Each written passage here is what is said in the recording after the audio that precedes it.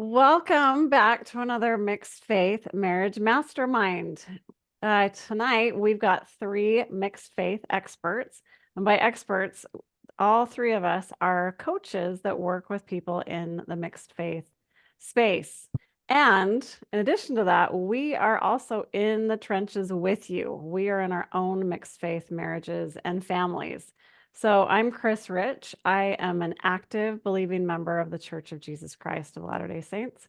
My husband and my three kids have no interest in religion at all. We've got Brooke Booth. Brooke is a post-Mormon, and she is married to a believing spouse and has one child that attends. And Suzette is an active non-believing member, and her husband is she's with a believing spouse. And then her kids are kind of figuring out where they're at. So we have a big variety in this group. So our goal of these mixed faith marriage masterminds is to just give you a ton of ideas with a variety of different viewpoints in hopes that you're going to be able to pick and choose from the things that we share and hopefully find some things that work for you and your relationships. And today we are going to be addressing something that I think all of us could use help with. I know I certainly can, and that is communication. And I saw a quote from George Bernard Shaw, and he said, "The single biggest problem in communication is the illusion that it has taken place." I actually laughed out loud when I saw that, because so often I know what I mean, but that doesn't mean that my husband or my kids or whoever I'm talking to. So communication is something that can definitely be tricky. So we have a bunch of different questions. And the first question that I want to ask is, let's get personal. Let's share from our own marriages. I want you to share a rose and a thorn. So a high and a low in your mixed faith marriage in regards to communication. I can start, but Yeah. I would say it feels almost unfair because I would say we've had more highs than lows, and I know that's not typical, but it's only because I was well into training and working with couples, and so I was very immersed in communication. So when I went through my own faith deconstruction, I was already kind of very practiced in using good communication skills. So it made all the difference. So it's been mostly good communication wise with my husband and I, but that does not mean we haven't had our moments where, like something happens and we just slip into reactivity. Especially if it's like something the kids do, something that happens kind of in the moment. It's not like we've had time to think about it. That's when we tend to slip into kind of our lesser communication skills. So we still mess up, but overall we've had more roses than thorns. I know that is not normal. I'm grateful for it, but yeah. So I can speak more to the thorns then. Happy to do that. So I was thinking about it and I was thinking, like, if you were like a fly on the wall, you'd be like, look, they're talking, they have lots to say. Like conversation, very easy to be had. Communication, though, I think is a little different than conversation. And I think sometimes we mix the two up a little bit.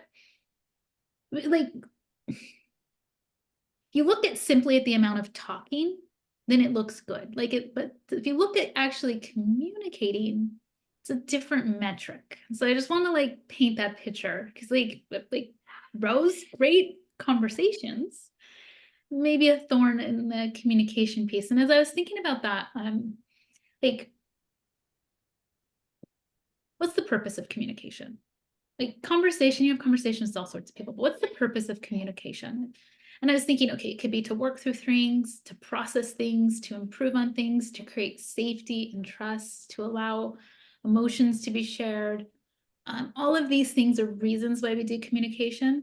You can have the same conversation 400 times, but not be effective at communication. That would be the thorn I would describe. Is like we're really good at having the same conversation 400 times, but not hearing or understanding or bridging the gap. So maybe it's like a fake flower, like a what's the word I'm looking for? It's like a silk. a silk rose. And I was thinking about it. I'm like, you can have 400 conversations where you just repeat patterns of defensiveness or deflection or projection, but are you building trust? Are you building safety? Are you exercising emotional connection? Those are my thoughts.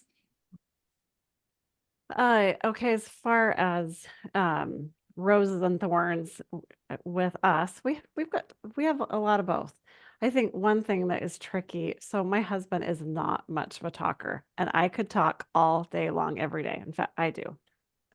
And so that's definitely tricky because we have very different styles of communication. Both of us are, I think there was a long time where we were very conflict avoidant. And so we just wouldn't talk about things. And that definitely made things hard. And I think there was a lot of times where it was just like feeling like roommates, where it's just, like we wouldn't bring things up. And luckily we've learned a lot since then, and we're learning and progressing. As far as wins, I'm thankful to have some more wins. I love that you had those skills. I think that was what got me to be a coach, is because I didn't, and I needed those skills. So interesting to look at it from two different ways. As a recent win that I can think of, the other day we were having a conversation and I noticed myself get very flooded, where it was just like I wasn't able to think or to listen. And I told him, I said, hey, I need to take a break for a minute because I am flooded. And I'll come back in about 20 minutes when I can think more clearly. And that was huge because it was like, okay, I can go calm down. And then I was able to, kind of figure out where I was. And then we came back and had a great conversation. And it felt like I was like, we just did that. It felt fantastic. So I love having those wins. Okay, so the next question, why can communication be so challenging? I will say mostly it's because our brains are not wired for mature communication. That is one of the downsides of being mammals. We are wired like mammals. We are wired for survival, and survival does not care about other people's perspectives or empathy or consideration. So when we are activated, when we sense threat, when we feel intimidated, when we feel anxious, all of our wiring, our default programming that behind our communication is not skillful at all. So communication is so hard because we're not wired for it. The part of our brain that is really quick to assess information and then communicate from there, it's rapid fire fast, and it's all our protective strategies. It's fight, flight, freeze, fix. And the mature communication is much slower. It's like whereas our kind of primitive brain is less than 1/4 of a second. Our mature communication skills take like 2 to 3 seconds to come online. So it takes an immense amount of self-awareness and maturity and self-control to communicate well. And I think that is the biggest factor, is our brains are not wired for it, and we have to learn to work with that, with our mammalian tendencies, our primitive tendencies, and this slow part of our brain that has better communication skills, like learning how to access that and kind of let that have the control. So our brains are the problem. I really think about this along similar lines. So I was thinking about it in terms of like, there are so many different skills involved in communication. There's so many different qualities of communication. Like it's a big topic. It's like saying math, right? Like communication, like there's addition and subtraction and division and multiplication and fractions, and like it's a big topic. And I think it gets so challenging and overwhelming. Yeah, our brains are fighting us, but we're overwhelmed. We're overwhelmed at the skills to learn. We're overwhelmed at the whole, like what it really means and how to really become a person who communicate. Developing the skills, they're not easy. And then there's multiple skills. Like the whole process can be a little overwhelming, and that's helpful for me to recognize so I don't just give up because it's overwhelming, but I give myself permission to be overwhelmed and to accept that and then to decide how I want to approach it. But I'm going to give 4 questions that I find helpful. Like if I'm recognizing that it's hard, but just some questions to help me like how to break it into parts so it's not so overwhelming. And so I'll ask myself things like, how are you sharing about your emotions and experience in this marriage? How is your spouse receiving your emotions and experience in this marriage? Just to start to break down the parts of communication. How is your spouse sharing their emotions and experience? How are you receiving your spouse's emotions and experience in the marriage? This doesn't cover all of communication, but it just starts to chunk it down so you can just focus on one thing at a time instead of the complete huge morass that is communication. Those are great questions. So my thoughts are very similar to what Suzette, what you were saying, kind of a little bit of a different spin, but it has so much to do with our nervous systems, and our nervous systems are constantly scanning for safety and danger. Even before we start a conversation, they are looking for cues externally. They're looking at what's going on internally within us, and then relationally between the two of us. And our nervous system remembers all of those past conversations that we've had with everyone, and definitely with our spouse. Those times, because we all have times there where things didn't go well, and so our nervous system remembers that. So it's going to either assign us to a state of safety, and when we feel safe, then like Suzette was saying, that's where we're able to think and to listen. We're able to be curious and compassionate and articulate our thoughts. We can get things out when we feel safe. If we don't feel safe, and last time I was talking about how when we feel safe, we have our CEO on the part of our brain that I call the CEO, where we can think clearly. If we don't feel safe, and that reptilian brain that Suzette was talking about, or I call it your monkey brain, it goes into fight or flight or freeze, and then you have very little access to that CEO part of your brain. So you stop listening. You can't think. All those times you're like, I can't even think straight. Well, it's true. You can't because you don't have access to that part of your brain, and we get defensive and we get angry or we shut down. And then, so that's just happening for me. And then the person I'm talking to, that same thing, their nervous systems are scanning for safety and danger all the time. So it's complex. Can I add one more thought about Yeah. that I also thought about this question is it's like learning a language. If you're surrounded by it, like when you're a kid, you pick up that language really easily. So if you grow up in a home where there is very skilled communication, very mature communication, you grow up with that, you speak that language, you can do skilled communication. In our society, like skilled communication is a newer thing generationally. Like this is something that wasn't known about, and maybe like our grandparents and great grandparents generations. This is newer things that we're learning. And so with each generation, the more we can have skilled communication and our kids can grow up speaking that language of skilled communication, I think communication in general will be better, but we're just not there yet because it's not in every home, and it's not in our schools, and it's not in our systems and our culture yet. Skilled communication is not there. We're learning, but it's not there yet. So that's not the language that we grew up learning or that everyone around us grew up learning, but hopefully that will change. Our lucky great-great-grandchildren. Hopefully, right? Okay, so my next question, what are some common communication pitfalls in mixed faith marriages, and how can they be avoided? So I'll jump in with what I think is probably one of the most significant ones, and that's defensiveness. When you perceive an attack, maybe you are attacked, but it's often a perceived attack. You get uncomfortable, all of these things, you think you've done something wrong, so you become defensive. And a lot of times what's happening, and I'm not saying all the time, but a common situation is one partner is coming, wanting to share something that's important to them. I mean, we're not talking conversation, we're talking communication. They come wanting to discuss something. They may not say it perfectly, but it's important, and they're initiating a conversation, and then an attack is perceived. maybe there's an actual attack, but I think a lot of the times it's perceived. And then defensiveness comes in. And what happens with that is now instead of validating or listening to them, you start picking a fight, really.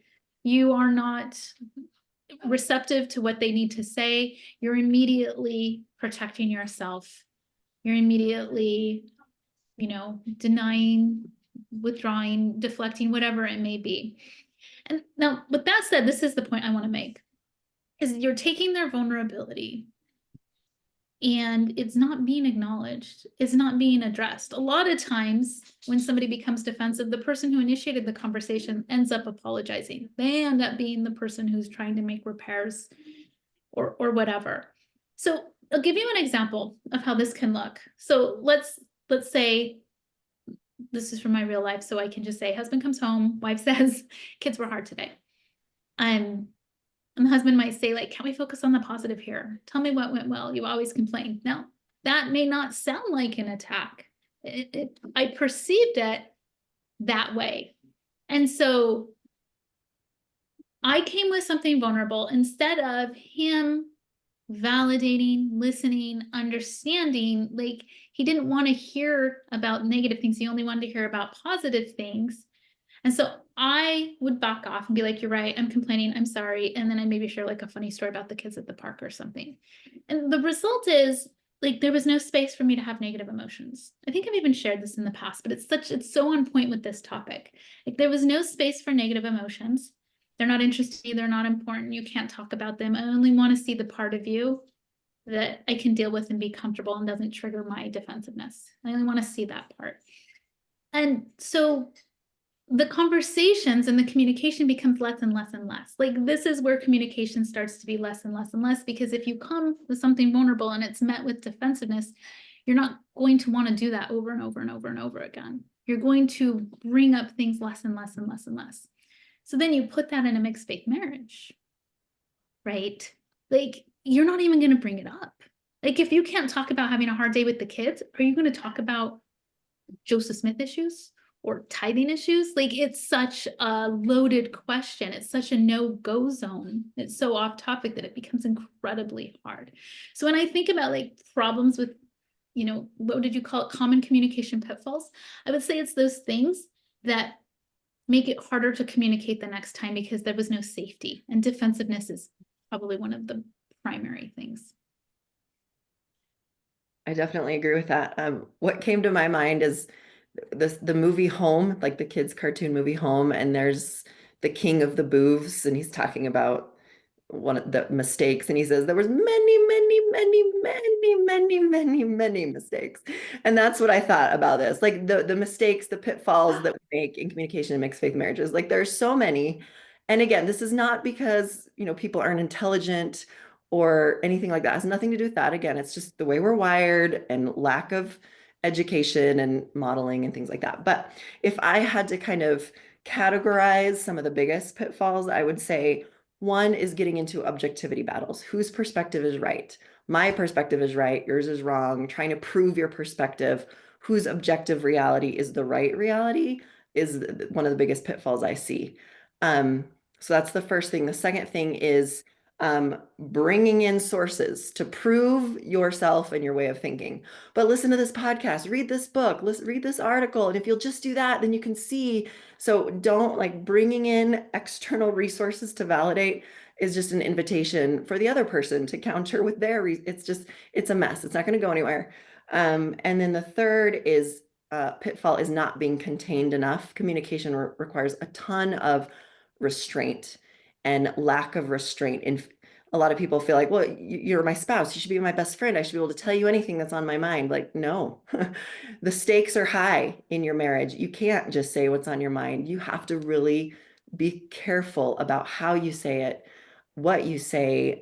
There's a lot of filtering. And so lack of containment, not enough restraint and filtering, and just like saying stuff that whatever's on your mind, whatever you really think, no, it's not a good idea. So objective reality battles, trying to prove your point with external resources, and lack of restraint is kind of my biggest three that I see in couples that I work with.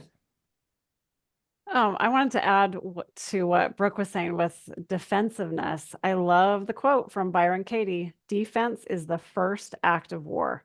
And when I notice myself getting defensive, that's the thought that comes to me. And it's like, okay, do I want to go to battle right now? Because I'm ready with my dukes up and my shield and my sword. Or is this something where it's like, no, this isn't something I can let the shield down. But I think that can be helpful. And there are times where you do want to you have to ask yourself, do I want to go to war about this? Um, a couple of the pitfalls that I thought about, black and white thinking, I think can definitely be something. So often we use absolutes like you always or you never. And that is a great way to get your monkey on board, where it's just like you want to protect yourself and you go into fight or flight. And so instead of that, maybe instead of you never listened to me, something like, I felt unheard during our conversation today. So using an I coming from how you feel instead of you. I statements can be a lot better than you statements. We like to jump to conclusions. All of us, we turn into mind readers and fortune tellers. So our spouse might say something and we assume that we know their thoughts and their feelings and their future actions when we don't. So instead of doing that, we want to be more curious and ask open questions, like, can you help me understand your perspective? So that can be helpful. And then the other pitfall that I thought of, we magnify things and catastrophize things. We go to the worst. Our brains are designed to look for problems. And so we go to the worst case scenario. So, so like if they don't come to church with me, our children will lose their faith and their chance at eternal salvation. Like all of a sudden it's like, we climb on this train that takes us to the destination of the worst case scenario. Or, if we don't agree on tithing, our finances are going to be ruined and we're never going to have a peaceful life. So we can make things very, we turn it into a catastrophe. So, and those are some of the pitfalls that I see. Okay. So our next question, how can couples navigate conversations about deeply held beliefs without creating unnecessary conflict? I will start with this one. I'm going to use the imagery of like bowling and the gutters. And you know how when kids bowl, they can put the little guards up so they don't go in the gutters. I think whenever you're communicating, you need to do some things to kind of to make sure you don't go in the gutters, right? The unnecessary conflict. So some of those things are having a purpose in mind. Like, don't just start talking if you don't know what you're trying to accomplish, right? You need to, like, am I looking for a compromise? Am I looking for a solution? Am I wanting to just feel heard and understood? Why am I talking? Like, that's the number one thing. Why am I talking? So people who are external processors tend to get in the gutters more often because they just love to talk and they might, say stuff and then the other person gets defensive and then they bring in 10 million other things because their thoughts are going a million miles an hour. Because they don't really have a goal. So external processors tend to struggle a little bit more with this, but having a goal, why am I talking, really can keep you out of the gutters so that you can actually get somewhere productive with your conversation. And also think about how you start the conversation is how it's going to end.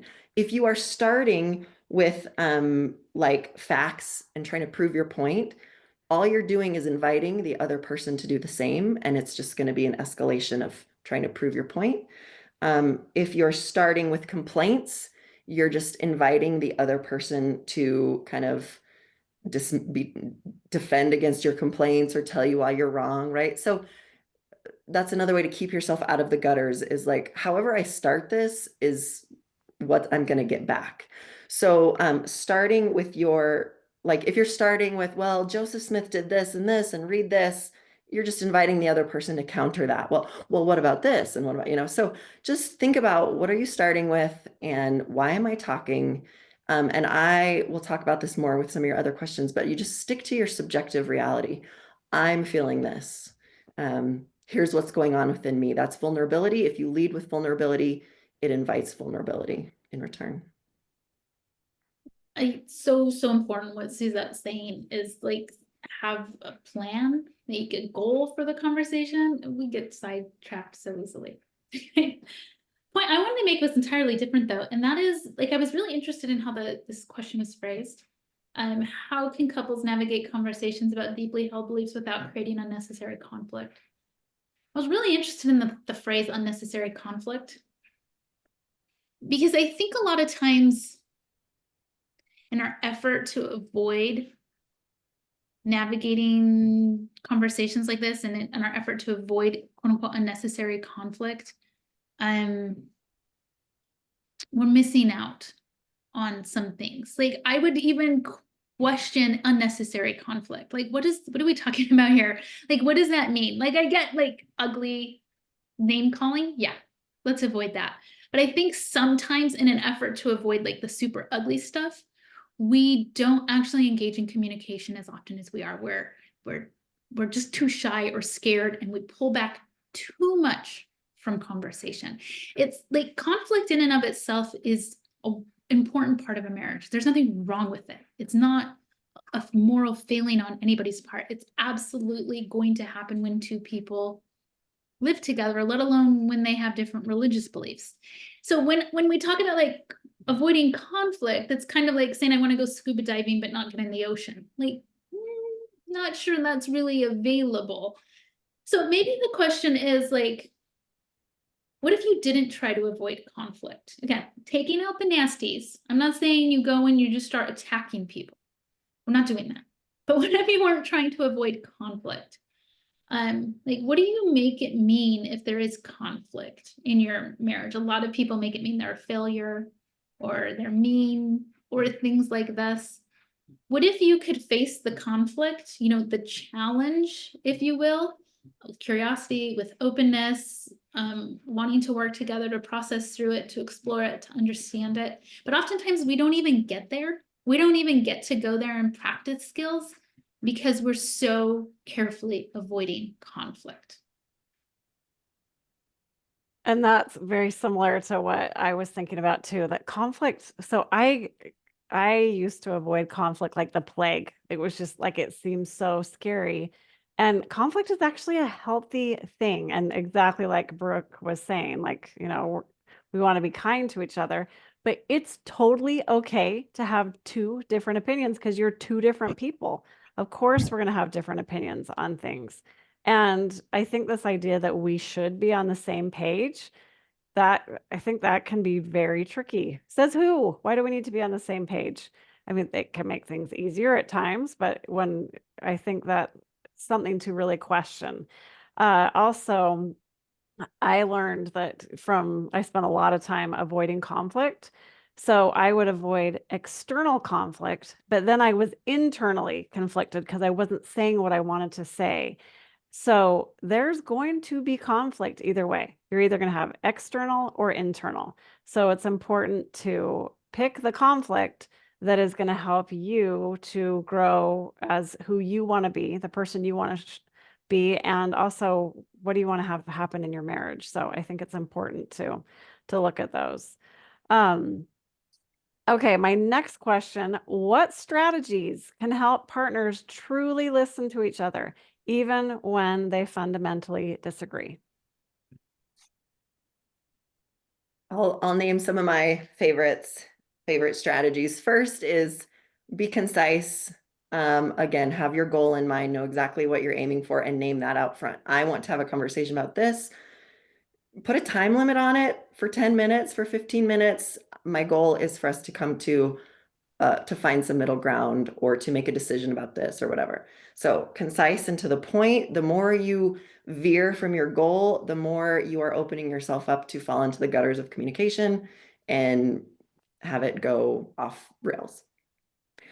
Some other strategies are, it's less of a strategy. It's more just like I don't know. Just don't expect your partner to be your safe space to process all of your pain around this, all of your grief. It's an unreasonable expectation.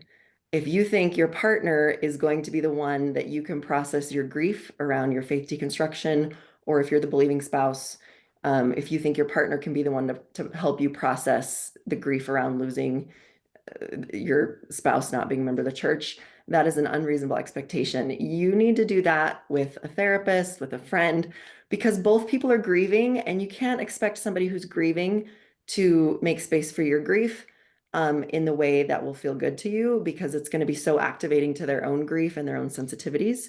So I would say just be really aware of what you're expecting of your spouse. Like, it would take such maturity, like more maturity than I have.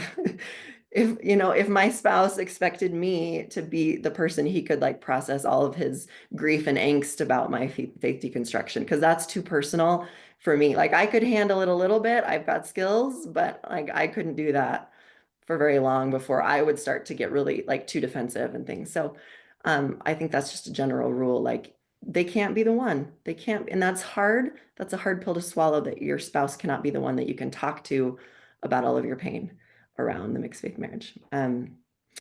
And other strategies, focus on your own side of the street.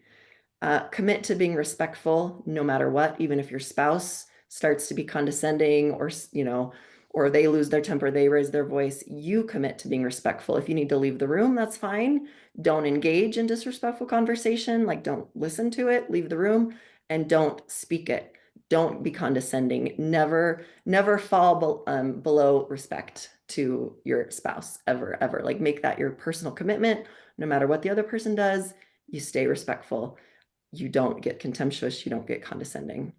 And no matter how hard it is to do. So those are my strategies. Those are great. I got to be taking notes. I'm gonna have to go back and listen to this a couple times myself. Suzette, you said something that made, like expecting your person to always be the one that you should be able to go to. I heard a great quote, and that was, "Don't go to the hardware store to buy milk, because they don't sell milk. So let's not go to Home Depot to grab that gallon of milk. We can go to other people that can help us with that." And a lot of times we just keep going to Home Depot and they never have milk, ever. Okay, so a couple of things that I thought of is giving up the need to be right. We all want to be right, and on most things, and a lot of things with faith, we can't prove it. I can't prove that God is real, and you can't prove that he's not. So giving up that need to be right I think that can be a big thing. I don't need to change how I believe about that, but I don't need to continually bring that to the conversation that I have to be right. Although we all think we are. Just want to throw that out there. Also, I like to ask myself the question, am I communicating to convince someone, or am I communicating to understand them? Because sometimes it's just, we're trying to pull them on our side, and because we think we're right. And to really try to listen to understand them, and to be, to ask questions and to understand where they're at, instead of trying to pull them over to the other side that I have in air quotes. Okay, how can couples create a safe space? Did we hear Brooke's strategies? I just don't want to. I just cut you right off, Brooke. I'm cool either way, but I'll share my strategies. I think a lot of this is you got to do some work on you. You got to figure out what your triggers are. I mean, if you just expect that you're going to be a safe space, no. Or if you just want to be a safe space, you want to be a safe person, it's not the same as being a safe person. I've worked with lots and lots of individuals who want to be a safe person, but it's very different than developing the skills of being a safe person for their spouse. And one of the primary skills is working on your triggers, knowing like why you get defensive, and then being able to work through that, create new skills, new pathways, like neural pathways around that, so you can show up differently. What triggers your defensiveness, your passiveness, your fears, whatever it is that compromises you being a safe person, and really like going into that internal like audit, if you will, and then making the changes necessary. The biggest thing I think that stops us from being a safe person is thinking we are, and we're not.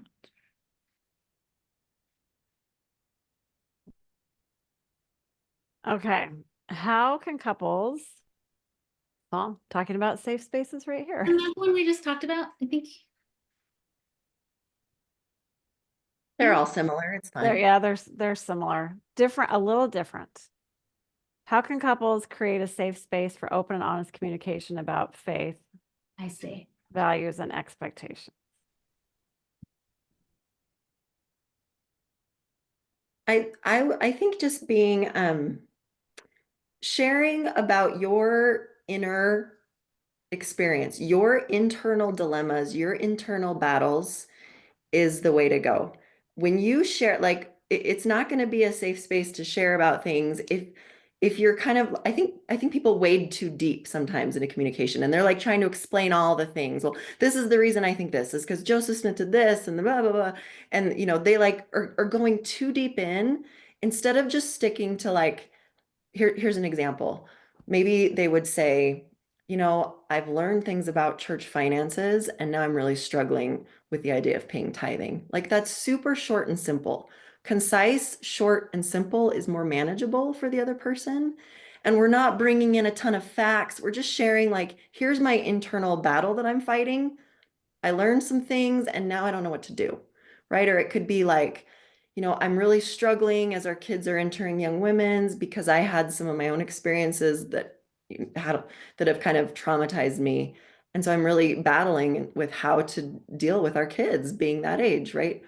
And it can be vice versa. Like for the believing spouse, they might say, I really want to have scripture study as a family, but I know you don't believe, and I'm really struggling with how to find something that will work for both of us. And I'm worried about like overstepping my boundaries if I read scriptures with the kids, right? So you just don't bring in all the extra crap. I think mixed faith couples they're like living in all this extra crap, and like, you don't need it. Just get rid of all that. Keep it really short, concise about your internal battle, your internal struggle in like 2 sentences. That makes it really safe and for the other person to know what you're looking for and to be able to hear it because it's not cluttered with all this extra crap in the way. So that's my thought. That's fascinating because I was thinking about it in like the other side, but the exact same point. And that's like really wanting to know and understand your partner's experience. Like in life, in the marriage, in their faith, in their like really wanting to understand. That doesn't mean you agree with it or you like it, but like really genuinely wanting to understand, even if it makes you uncomfortable, even if it challenges your stuff and you. Like just having that, like, I care, I want to know, and I can handle the discomfort because I want to know about you. That's a lovely container to create. Going back to talking about the monkey brain that I love to talk about. If you know you're in monkey mode, don't have a conversation when you're in monkey mode. That is an important thing to pay attention to. And sometimes I'll be like, okay, I'm in monkey mode, but I still think it would be a good idea. It's never a good idea. So to take a good deep breath, to take a 20-minute break, go on a run, sleep on it. I remember people used to say, don't go to bed angry. I think that's terrible advice.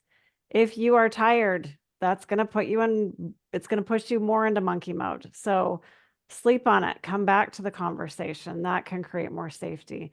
And then just like the simple things, like to be present, put your phone down, close your laptop, make eye contact, those little things to show that you are, that you're listening. Maybe, putting a hand on their shoulder or, just to show that you're present and there.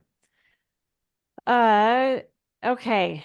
We've so many great tips. I love all these. I want to go back. I wish I could have you guys in my ear as like okay, you should say this now. Can we do that? We all need that. Just We go all need back and that. listen to these podcasts, and you're wearing your ear as much as you want, Chris. That's true. That's a good point. Okay, anything else that you want to add to the conversation? I'll add one last thing, and that is, we didn't even talk about many facets of communication. Probably for a good idea, because then everybody would get overwhelmed, you'd get overwhelmed, we'd all be overwhelmed. But I would say just take one thing. Just take one thing you want to work on in communication. And that's the only thing you need to worry about for now.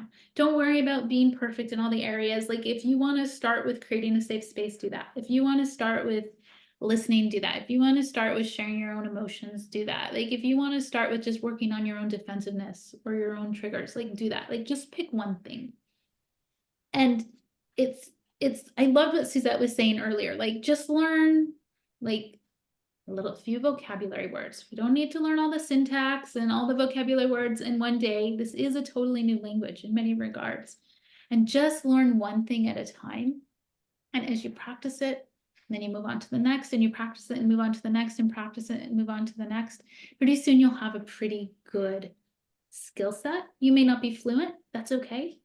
Like it takes time.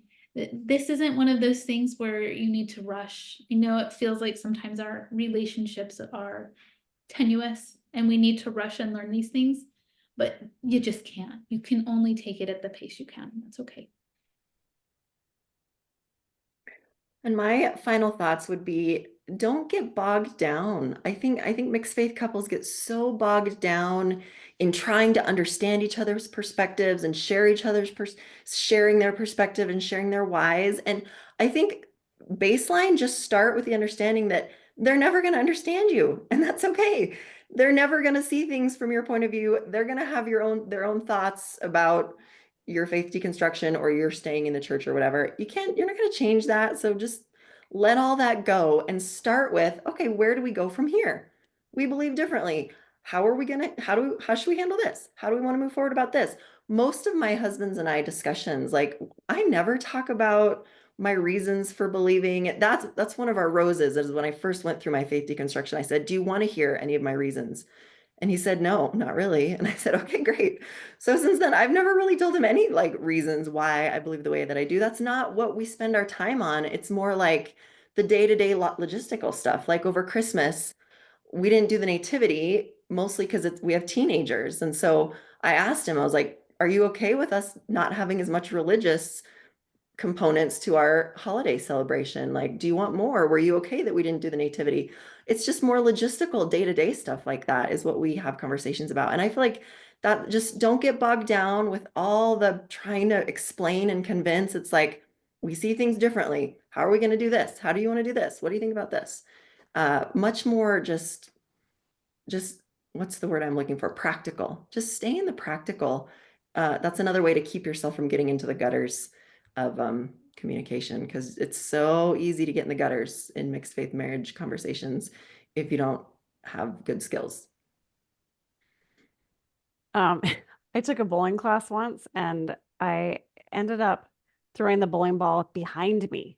I think I even had gutters and the bowling ball ended up going behind me. So you gotta think of those ones too.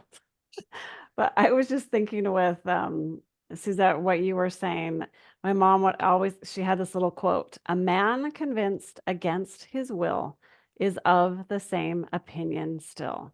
And we're going to have different opinions, and arguing about it probably is not going to change their opinion. So the other piece of advice, I just read a fantastic book by the Gottmans called Fight Right. And I highlighted the entire thing. It was so good. So many good little tips. A lot of the things that we've shared, they mentioned in that book. But if you're looking for a good read, go read Fight Right. It's a great one. Well, my friends, another great Mixed Faith Marriage Mastermind. Thank you. And I can't wait to see what we come up with next month. Thanks, everyone. And we'll see you next month.